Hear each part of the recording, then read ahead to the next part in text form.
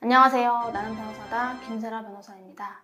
왜 이렇게 여러분들이 공증이라는 거에 도장을 찍는 거에 이렇게 마음이 너그러운지 잘 모르겠어요.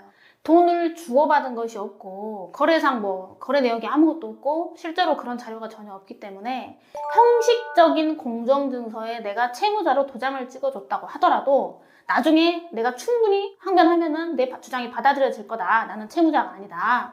이렇게 생각하고 누군가의 부탁이나 또 누군가의 협박이나 누군가의 강요나 누군가의 지시나 아니면 정말 호의 관계에서 친구가 부탁을 하니까 공정증서, 쉽게 줄여서 공증이라고 하겠습니다. 이 공증에 본인을 채무자로 해서 도장을 찍어주고 나서 나중에 큰 사단이 일어나는 경우가 많아요. 공증이라는 서류는 판사가 나중에 재판까지 갔을 때는 거기에 써진 내용이 진실이라고 생각하는 거지 그것을 넘어선 실체적 사실관계가 진실이라고 생각하지 않아요. 그래서 판사님 저 돈을 받지도 않았는데요?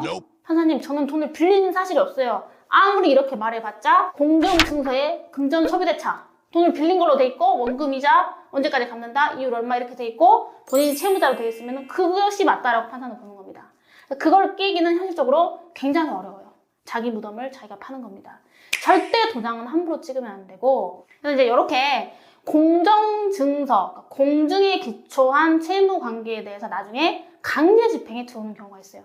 물론 강제집행 들어오기 전에라도 공정증서를 가지고 상대방이 약속된 기한이 지났으니까 돈을 달라 이렇게 말을 하는 경우도 있겠죠. 어쨌든 이런 경우 공정증서를 작성을 해줬는데 그러니까 실제 채권 채무관계가 전혀 없는 상태에서 형식상 써줬는데 나중에 갑자기 상대방 쪽에서 너 이거 있잖아 썼잖아 돈 갚아 이렇게 말한다거나 아니면 그걸 가지고 압류까지 걸어버리는 경우 이런 경우에 할 수 있는 소송이 청구이의 소송이라고 그래요. 제가 쉽게 설명할 때 공중부의 소송이다 이런 말도 쓰는데 그건 법적인 용어는 아니고 법적인 용어는 청구이의 소송입니다. 그래서 이 청구이의 소송은 집행력의 배제를 구하는 소송. 집행권원의 내용이 된 사법상 청구권에 어떤 문제가 있음을 주장해서 사후적으로 집행력의 배제를 구하는 소송이에요. 그래서 청구이의 소송의 청구 취지는 뭐뭐뭐에 기초한 강제집행을 불허한다. 이렇게 되는 겁니다. 물론 이 청구이의 소송의 대상이 되는 집행권원이 확정 판결일 수도 있고 공정증서일 수도 있고 확정된 지급명령일 수도 있고 이행공고 결정일 수도 있고 다양해요. 근데 실무상 확정 판결을 가지고 청구이의 소송하는 경우는 많지 않고 대부분은 공정증서에 대한 청구이의 소송이 많습니다. 그래서 오늘은 공정증서에 대한 청구이의 소송의 주요 내용을 위주로 설명을 하겠습니다. 자, 일단 여러분이 많이 질문하시는 게 변호사님 제가 이런 상황인데 청구이의 소송을 언제 해야 되나요? 기본적으로 공정증서에는 언제까지 돈을 갚는다는 변제기가 꼭 적게 돼 있어요. 그래서 2005년 1월 1일에 공정증서를 작성하면서 원금을 2007년 1월 1일까지 갚기로 한다. 그럼 그 2007년 1월 1일이 변제기잖아요. 그 변제기가 지나고 나서 그 다음이면 언제든지 청구이의 소송은 가능해요. 채권자가 꼭 압류가 들어와야지만 청구이의 소송하는 건 아닙니다. 그리고 이제 관할 법원도 이것도 많이 여쭤보시는데 공증에 대한 청구이의 소송에 대한 관할 법원은 채무자의 주소지를 관할하는 지방법원이에요. 가끔은 이 공증에 쓴 주소지하고 지금 내가 사는 주소지가 다릅니다. 그런 경우는 현재 살고 있는 채무자의 주소지 기준으로 넣으면 돼요. 공정증서 적을 때는 서울 살았는데 지금은 인천 산다. 그러면은 인천 그 관할하는 법원에다가 제기하면 됩니다. 그 다음에 이제 청구이의를 할 수 있는 이유가, 사유가 어떤 것이냐. 일단은 첫 번째, 공정증서나 확정된 지급명령이나 이행공고 결정과 같은 집행권원을 대상으로 청구이의 소송을 하는 경우에는 이의 사유의 발생 시기에 제한이 없어요. 이게 아주 중요한 거거든요.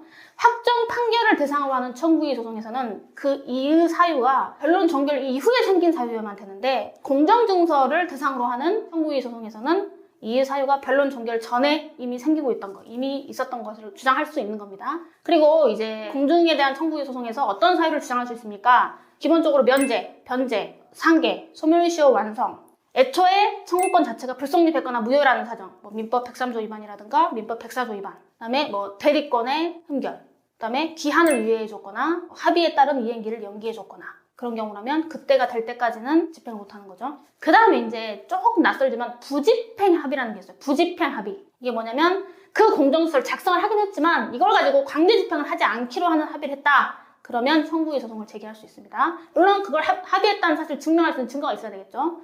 그 다음에 절차는 일반적인 민사소송하고 동일해요. 소장 접수, 답변서 제출, 그 다음에 변론기일 또는 조정기일의 진행, 그 다음에 판결의 선고 이런 순서로 가고 통상 공정증서에 대한 청구이의 소송은 채무자, 그러니까 원고에게 불리한 경우가 굉장히 많아요. 원고의 주장은 엄청 들어보면은 사실 맞는 말 같아 고개는 끄덕여지지만 증거가 없고 그런 경우라서 거의 이제 재판을 여러 번 하기는 힘듭니다. 왜냐면 이게 뭐 어떤 입증 활동을 할 게 있다던가 아니면 비등비등한 상태에서 고민이 되거나 할 때 더 속행을 해서 법리적 주장이나 이런 사실관계를 더 입증할 기회를 주는데, 사실 공중에 대한 청구의 소송은 보통 한 번 정도, 많이 하면 2번 정도 재판하고 선고한다고 생각하시면 돼요.